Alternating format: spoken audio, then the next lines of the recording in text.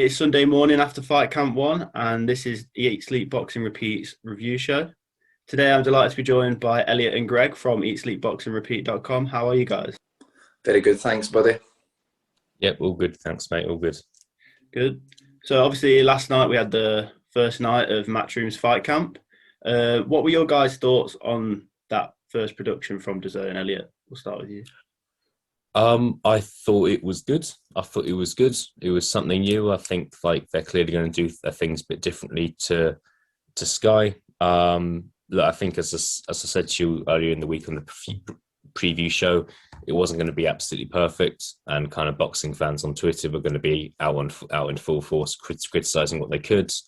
But look, I thought for a first show, I thought it was pretty good. I think like the likes of Laura Woods, Maya Jama, I think they offered something a bit different. It's going to take a bit of getting used to. Might not be everybody's taste, but I personally think it was quite good. I think one thing to remember as well is Mike Costello, who's still on Olympic duty, is yet to kind of return yet. So I think when he does, that will make things even better. But on the whole, yeah, really good. What I'm interested in is when Fight Camp's over and Matchroom are doing shows at the Manchester Arena or the O2, what the production's like then. But yeah, all in all, I was pretty happy. Yeah, I think social media is always going to find faults, and I think one of the biggest one that I found, especially on Twitter last night, was Andy Lee seemed to get a bit of unfair criticism. But I think people have got to remember that literally 2 weeks ago when this got announced, everyone was like championing and shouting out how much they were so happy Andy Lee was on the production and on the commentary team, and then so now after one fight, and especially that final fight with Kangshu and Lee Wood, now to say, oh, he doesn't know what he's talking about, he's rubbish. It just kind of proves anyone in that job is probably going to get stick. It doesn't matter who you are and what you know, because people literally 2 weeks ago were saying what a brilliant appointment, and now slating Andy Lee, which I think is really unfair, to be honest. But social media is never going to be happy, is it? Let's be honest. Yeah, exactly. Never going to satisfy everyone in the boxing world. I think we all know Andy Lee does know what he's talking about. And one thing about boxing is people see things differently, and that's one of the reasons why we all love it. It's one of the reasons why we can debate about it all the time. And yeah, he saw things a bit differently. I didn't agree with him, but doesn't mean I'm going to kind of start slagging him off and say that he doesn't know what he's talking about. He's a current trainer. He's a former world champion. He's probably got some idea of what he's talking about. So we'll see. Yeah, see what it's like next week. Yeah, I think it is a really promising start. Yeah, definitely. It was a really good production. As I say, what you said there about Andy Lee, I think that's bizarre. Like, Andy Lee's probably the one guy alongside Paulie Malignaggi that I like to listen to in boxing. I think he's so clever. I think he reads a fight really well. I think he speaks very well. So yeah, like you said, anyone's open to criticism if they don't agree on a set fight. But yeah, the production, it's new, it's different. It seems quite lively. I think that they're going through a stage where they're really going to want to sell it so that people come back and watch, because it's not like your simple generic television channel. It's an app, and the older audience need to buy into it. So yeah, I think it was a good start. I'm looking forward to seeing how it progresses over the next few weeks.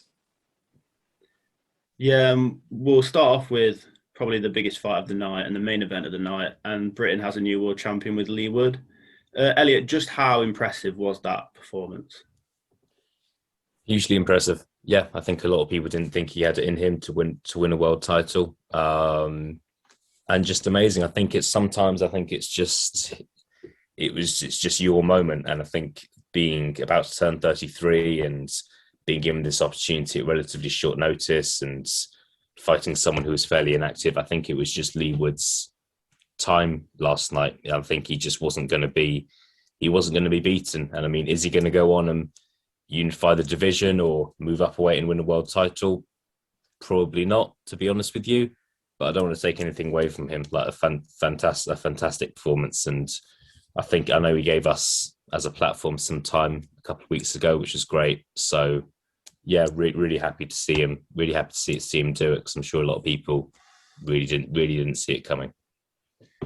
Greg, did you expect a bit more from Kangshu coming into that fight than he probably performed on the night? Yeah.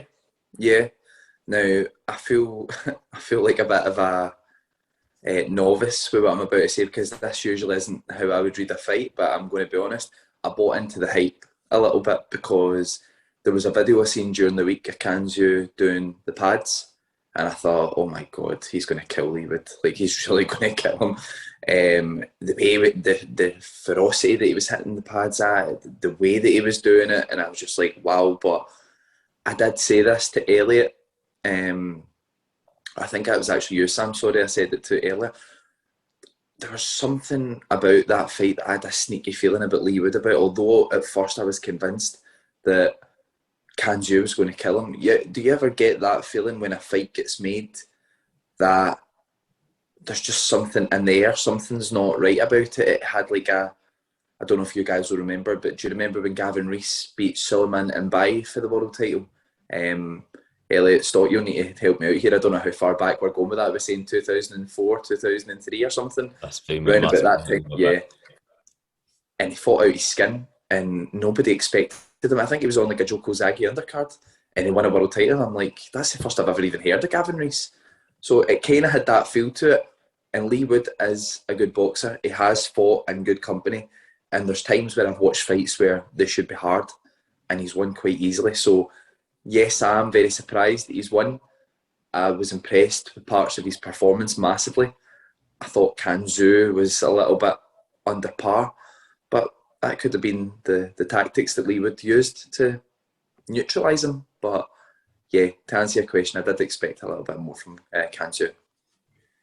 Yeah, I know in the build-up to the fight, and we spoke about it on the preview show, Golden Boy were kind of putting out there that Leewood was handpicked for Kangshu, but when we actually look at the fight, it looked like Kangshu was handpicked for Leewood. And for me, I know we spoke about Golden Boy using this as a stepping stone for Kangshu to get a big fight in the UK, but I think they've got a lot to answer for, really, for sending him to the UK after not fighting for 21 months and not understanding just how lively Leewood can be and just how threatening Leewood is. I think they thought Kangshu was going to steamroll him. We heard all about the volume punching all night, and then he comes in and it's pretty even on the punches thrown. So I think Golden Boy probably learned a bit of a lesson there to probably do a bit more research in when picking opponents. And I think they just thought their fighter would walk him over. But after 21 months, you're not going to walk over a fighter like Leewood unless you are that next level. Do you think that time out of the ring, Elliot, played a big part in his performance? I think something did. I mean, that clearly wasn't Kangshu at his best. I don't think it was anyway. So yeah, I think ring activity could be, I don't know if coming to the UK and being in the fight cam environment is a bit different to what Kangshu was used to. But no, I just think the biggest problem was he was against the fighter that wasn't going to be denied. I think that was the biggest issue there, to be honest. And Eddie Hearn has announced last night that Kangshu does have a rematch clause. Greg, is that a fight you want to see? Do you think he's going to take the rematch?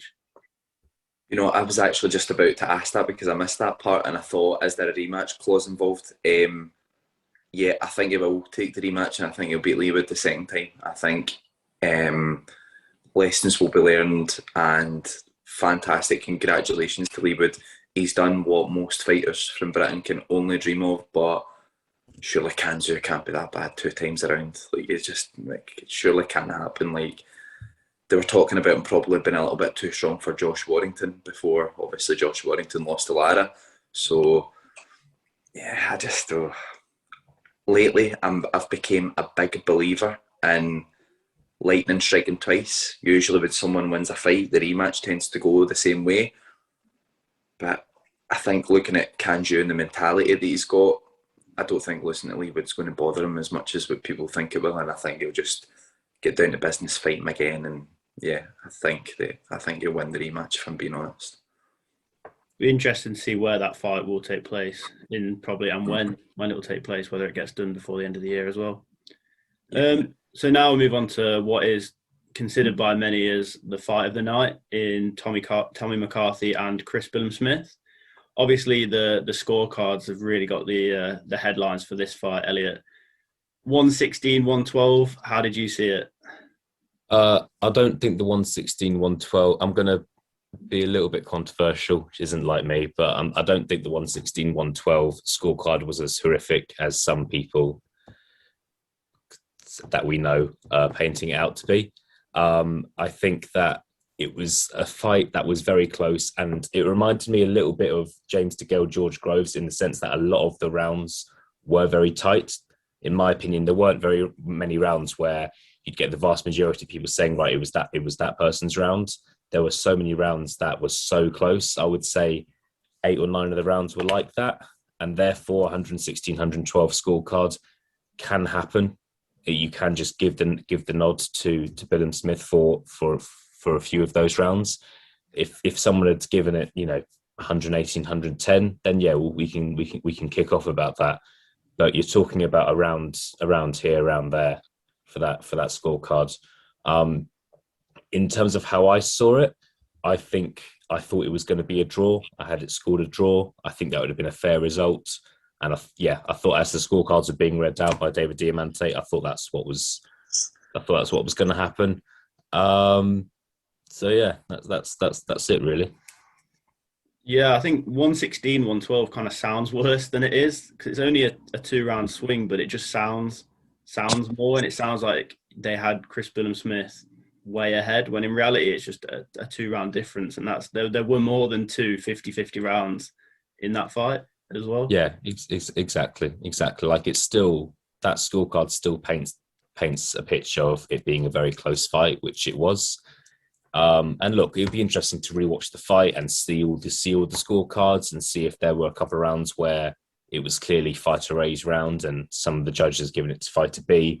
But yeah, look, it was clearly a close fight. Greg, do you want another one with a potential rematch? Is that a fight you want to see again?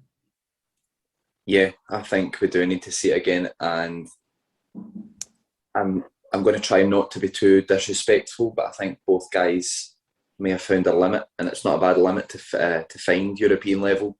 But like you guys said there, and I totally agree. I think, see, any fight, I think if you score at 116, 112, people need to chill out. See if you score one round differently, that's 115, 113, and nobody would have a problem with that card in 99% of fights. So, yeah, like I say, it just sounds a little bit worse than what it actually is, but I would like to see a rematch. I think they both need to do it.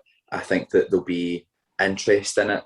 I think that they could sell it as Frampton being in McCarthy's camp and Shane McGuigan being, I mean, I don't know about you guys, but I was all over that. See that clip where they were walking down the hotel lobby? I was gripped. I was like, what is going to happen here? Because it is so personal between the two of them, isn't it? But to answer your question, Sam, yeah, I would like to see a rematch. I think it has to happen. I think both guys made a lot of mistakes that I picked up on the fight. Billiam-Smith is massively open to an overhand right that Tommy McCarthy hit him with and wobbled him on several occasions. And Tommy McCarthy can be a little bit too passive in his attacks and look a bit one-paced. I think both guys need to learn from them and do it again. Were there any surprises in that fight for you, Elliot? I know personally, I was quite surprised with the power Tommy McCarthy had. I think that first round, he caught him with that overhand right, and I think he actually got the respect of Chris Billiam-Smith just from that shot that I don't think he had in the build-up, and I know there was a lot of talk in the build-up as well. What were the big surprises for you in the fight? Yeah, mostly that. I thought I picked Billiam-Smith to win. I actually thought Billiam-Smith was going to win by stoppage. But no, look, I think Tommy McCarthy in some ways gave a good account of himself, rocked Billiam-Smith early on. I think both of them were fairly tired towards the end, but I don't think one was perhaps more tired than the other, in my opinion. But yeah, that was it in terms of other surprises. So I think one thing people were talking about pre-fight was the size difference. Billiam-Smith looks to me like a big cruiserweight to me, whereas Tom McCarthy looks like kind of an average looking cruiserweight size wise. So yeah, I was kind of thought Billiam-Smith might overwhelm him with his size, and I don't really think that happened. I think McCarthy kind of stuck in there for the whole 12 rounds and made it a very close and competitive fight. And I think it's also nice to see a competitive European title fight. I know we've now got so many world titles that fighters can get lost in kind of like the domestic scene and push on quite quickly. So it's quite nice to have this really competitive European title and Commonwealth title as well. Yeah, absolutely. I'm looking forward to, if there is a rematch, the winner of that. Are they going to try and push on for a world title? Or I wouldn't mind seeing them try to defend the European title a couple of times, to be honest, before moving on. I think that could be best. But it is nice to see. I think that's a great shout. I think whoever wins the rematch, I think they need to defend that European belt, excuse me, a few times, because I don't see both guys, especially with the weaknesses that they've both got, doing anything at world level. I mean, I said to Sam this morning, before we all got together, I just said, like, can you imagine Breedis throwing that overhand right that Tommy McCarthy was throwing and hitting Billiam-Smith?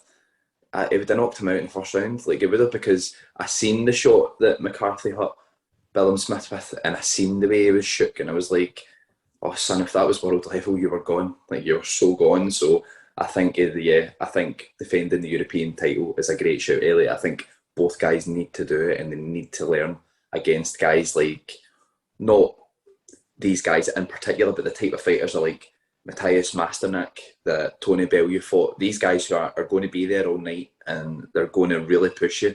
I think they need a good few learning fights, if I'm being honest. Yeah, so now we'll run through the rest of the card, and it was a really strong card actually. The fight before that, we had Campbell Hatton moving on to 3-0. Elliot, did you see any improvements from him on the night? He looks a bit more patient. He didn't look like a rabbit in the headlights anymore. I think he's improving. I'm going to copy what a lot of people have said and say that perhaps maybe it would be good if he had some time away from the spotlight, i.e. be at the beginning of a show, be on a smaller show. But look, I think he's a talented fighter. There is something there.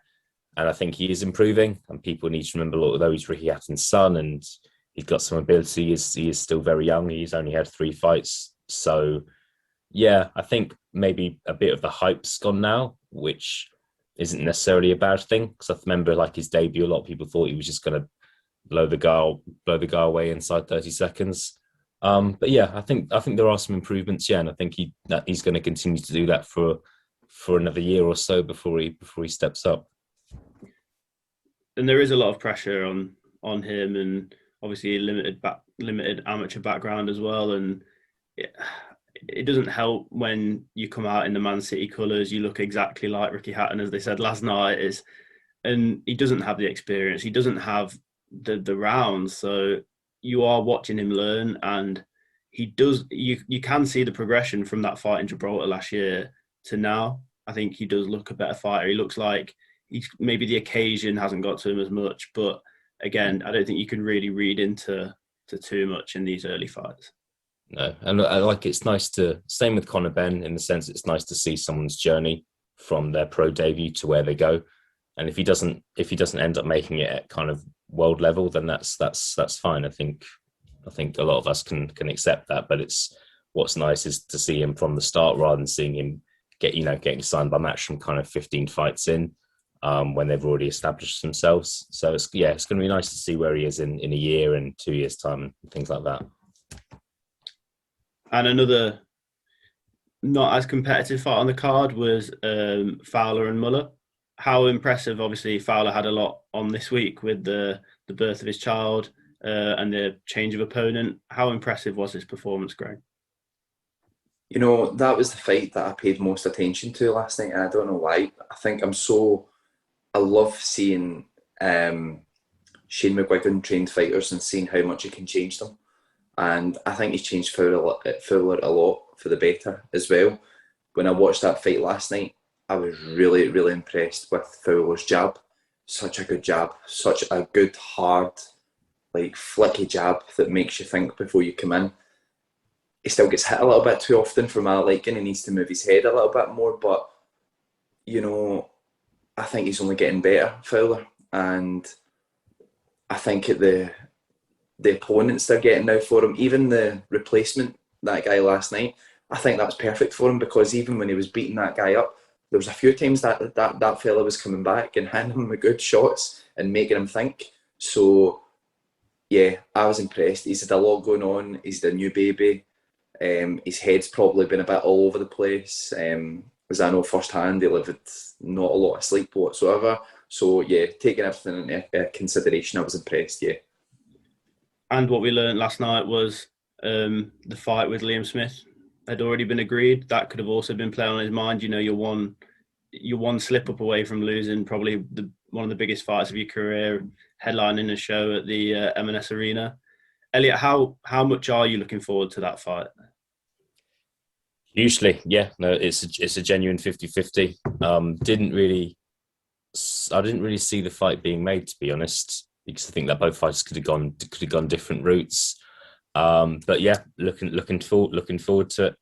I think Liam-Smith's probably the favourite, but at the same time, you're going to have a lot of people backing Anthony Fowler. Yeah, it's got a lot riding on it. I think if Liam-Smith loses, I think there's a good chance he might call it a day. The winner of the fight could possibly fight for a world title next year, maybe not. But no, I think it's a great fight. Really, really, really looking forward to that one. Yeah, Greg, what about you? What do you make of that announcement? My first instinct, Sam, was it's a little bit too early for Fowler. Just a little bit. But that makes it a better fight, because I think if you gave Anthony Fowler another 2 hard fights, I would say take the Liam-Smith gamble. But we watched Liam-Smith's last fight in Russia, and you know, a lot of people thought Liam-Smith won that fight. I personally didn't. I thought it was very, very close, but I just had the Russian beating him. But I can see Liam-Smith covering up, you know, the way he's got that really tight defence and he walks forward, and I can just see him going to the body of Fowler and maybe knowing a little bit too much for him at this point. But I'm really looking forward to it, and I think that it'll be a competitive fight, but I just think it might be a little bit too soon for Fowler to take that fight. I think it's also a sign of intent from DAZN as well, putting on these really good domestic fights, showing that they're, especially now, getting rid of that pay-per-view model. I think some people were worried about kind of the level of fights that we're going to see on DAZN, but I think this shows, and the cards over the next 3 weeks show that they have really got that sign of intent and really do want to put on really good quality shows, which I think is impressive.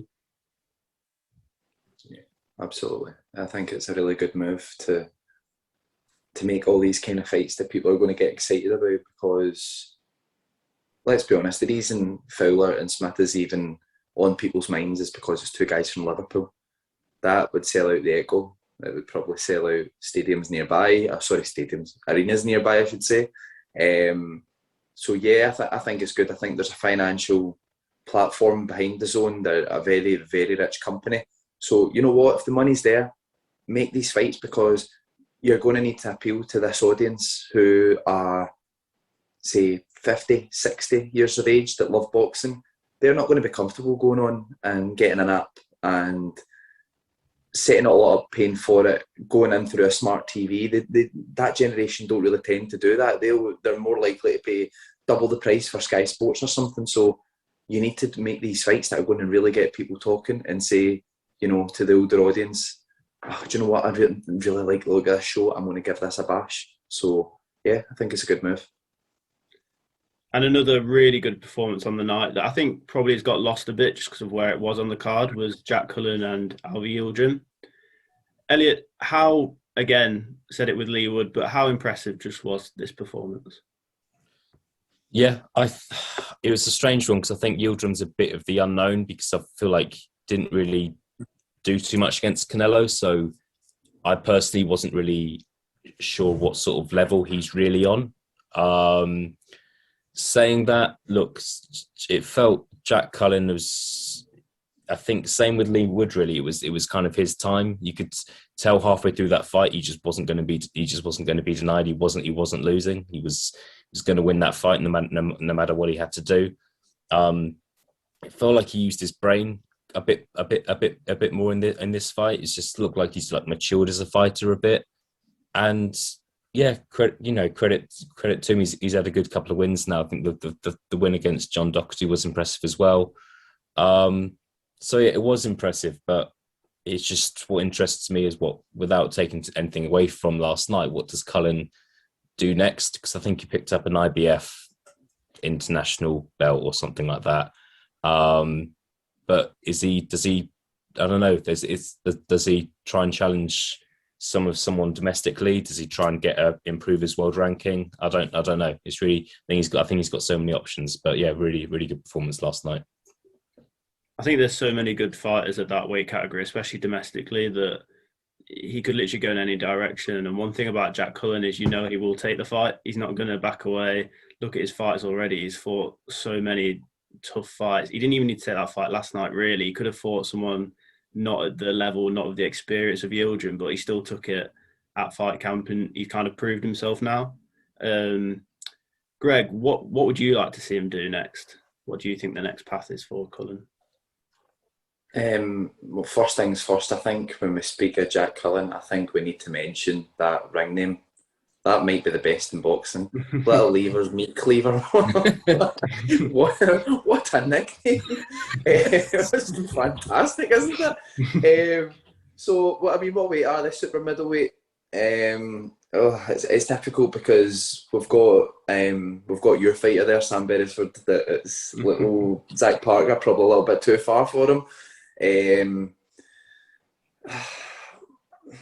really is a tough one, Sam, and I don't like to sit on the fence and say I don't know, but Jack Cullen seems to me like he's either going to be this guy who will surprise you in a fight, like last night with Yildirim. I didn't expect him to finally, after 19, 20 fights, find his jab and out jab someone, whereas he usually fights in a phone box. So it's difficult. I mean, what kind of guys have we got around about that way at the moment? So we've got Zach Parker, we've got Lennox Clark. He's British champion, isn't he? That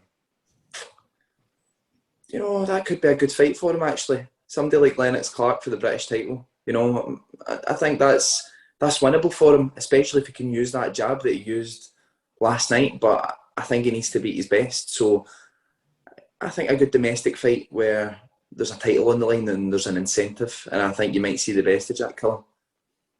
I don't know if he'll be looking more to world level now. I think in his head maybe he's above these British level fighters, and I think he will be looking at the likes of Zach Parker's and those fighters that can one win away from being at a world title now. I was actually quite impressed with Yildirim in a way, with how he came into the fight and how there was a lot of talk in the build-up about his mindset, especially because of the Canelo loss, like you said, Elliot. And he looked game. He looked like he wanted to come. He looked like he wanted to fight. He really did push the pace, and he did ask questions of Jack Cullen. And I don't think we'd be sitting here saying it was such a good performance if Yildirim hadn't have come in and with the attitude and with the mindset that he did. Yeah, I think he had a point. He looked like he had a point to prove, and I think it was competitive in some ways. But speaking of scorecards that we touched on earlier, I think the 100 to 90 scorecards I thought was pretty harsh. How you didn't give Yildirim a round was pretty surprising to me. But no, Yildirim, I think he had his moments in the fight. I was just kind of waiting for Yildirim to push on in the second half of the fight, and that didn't really happen. But I think at least people are going to kind of have some more respect for him now compared to the Canelo fight, where I think he just froze on the big stage, I think. And yeah, see what he does next. I'm not really I think it's very hard to predict who Anthony Yildirim's going to be fighting next when you're going from Canelo to Jack Cullen. But no, I think he did well. I think he's a bit limited in what he can do as a fighter. I think apart from being quite physical, I'm not sure what else he can do. But yeah, but on the whole, it wasn't a bad performance. Just got beaten by the better fighter last night. Yeah, and I think that was his final fight with Matchroom. So see what he goes on to next. Well, Sam, see if we go back and touch point on what you said, where you said that he'll be looking at a world title. So if you go beyond guys like Lennox Clark, who, believe it or not, independently is ranked above Jack Cullen, you're then looking at John Ryder. He's not beaten John Ryder. He's not beating Billy Joe Saunders. He's probably not beating Zach Parker. And who was the other name I seen there that kind of jumped out at me as well? Lerone Richards. I think Lerone Richards might beat him, you know. So they're going to need to be really, really careful with how they match him next. And I think that you couldn't blame the kid for looking at world level. I mean, he's just beat the guy who fought Canelo. But I wouldn't like to be the matchmaker. I think that's the point that I'm trying to make. Definitely. And finally, moving on to what was the first fight of the night. Sandy Ryan made her pro debut. Elliot, what did you make of her performance? Yeah, I thought it was good. Like fair play to her for going up against someone kind of with a winning record and a game opponent for their debut. I don't think that's easy to do. It's on a decent sized platform as well, with people with a lot of people watching. No, look, I thought it was good. Not going to pretend to be a Sandy Ryan expert. I know she had a good amateur career. She just went in fought for 6 rounds rather than 4 in a pro career. So yeah, I think all positives. I think one thing we know about women's boxing is you can go from making your debut to fighting for a world title within 12, 18 months. So I don't see why that can't happen with her. But yeah, I'm not going to kind of hype her up too much just yet, personally. I'll do that. That's fine. Yeah. I think she looked, and I think it was the perfect pro debut, to be honest. How often do we see pro debuts where someone's put in with a 0-20 record, and Bavington actually came here to fight. Bavington pushed the pace, ate some big shots, and Sandy's footwork was really impressive. The way she slipped jabs and threw counter rights she looked good. I know you can only beat what's in front of you, but to not lose a round and to fight someone who actually is game, you can't do much more than that apart from get a stoppage.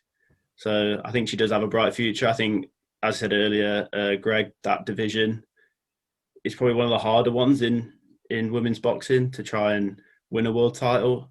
But I think she's 27, 28 now.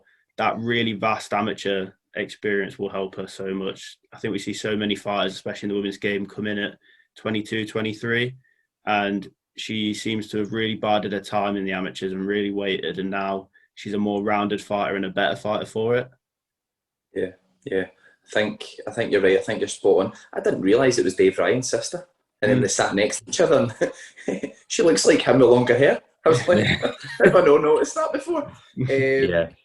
I agree with what you say, Sam, and I think she's going to be. I think she's a good fighter, Sandy Ryan. I think if she's got the heart of her brother, then she's not going to have any problems whatsoever.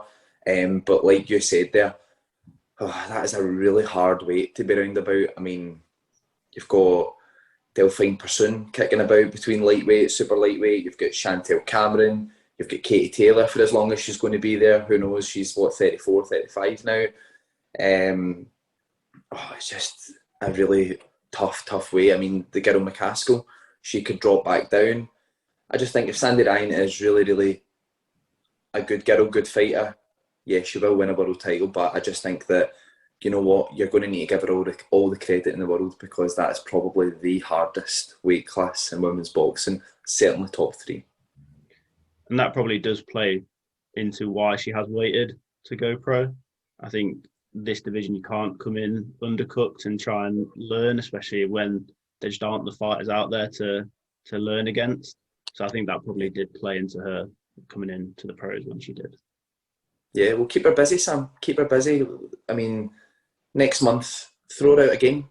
Get her on another show, let her build up her pro experience. Don't let her sit and wait for these perfect fights, because like we say, it's a division where Katie Taylor holds everything at the moment. So the realisation of Sandy Ryan getting a shot at Katie Taylor, it's very unrealistic at the moment, but it's only her first fight, you know. So keep her busy. Throw her in with these people who have gave Katie Taylor good fights. Throw them with people who have gave Chantel Cameron good fights, all in time, of course. But keep her busy. If she's 28, keep her busy as often as possible and get her out every, 2 months. You're only looking at 4-rounders. And if she's so vastly amateur experienced, then you know what, she'll be used to that anyway. So, yeah, I think it'd be a good move to do that. It's a shame they're not under the same promotion company, but Zach Parker and Sandy Ryan winning a world title at Pride Park on the same night would have I was wondering why you had the biggest smile on your face there. I was like, he's a really good thought there. Yeah, that's what it was. There's not much else going on in Derby right now, so we need something to be happy about. I didn't want to point that out for you, Sam. I'm glad you can see it yourself. It'd just be nice to see someone win at Pride Park, to be honest. And if that has to be Sandy Ryan or Zach Parker, that's fine, because the football team's not going to win. Agreed. Okay, so I think that wraps up the first review show of Fight Camp. Thank you guys for watching. Please like and subscribe.